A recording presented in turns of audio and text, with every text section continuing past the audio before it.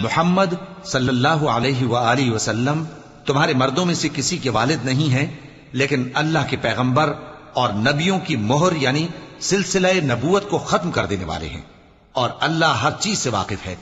اے اہل ایمان، اللہ کا بہت بہت ذکر کیا کرو اور صبح و شام اس کی پاکی بیان کرتے رہو۔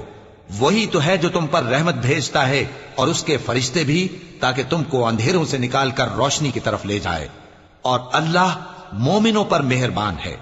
جس روز وہ اس سے ملیں گے تو ان کا تحفہ اللہ کی طرف سے سلام ہوگا، اور اس نے ان کے لیے عمدہ ثواب تیار کر رکھا ہے۔ اے پیغمبر، ہم نے تم کو گواہی دینے والا اور خوشخبری سنانے والا اور خبردار کرنے والا بنا کر بھیجا ہے، اور اللہ کی طرف اسی کے حکم سے بلانے والا اور چراغ روشن۔ اور مومنوں کو خوشخبری سنا دو کہ ان کے لیے اللہ کی طرف سے بڑا فضل ہے، اور کافروں اور منافقوں کا کہا نہ ماننا اور نہ ان کے تکلیف دینے پر نظر کرنا، اور اللہ پر بھروسہ رکھنا، اور اللہ ہی کارساز کافی ہے۔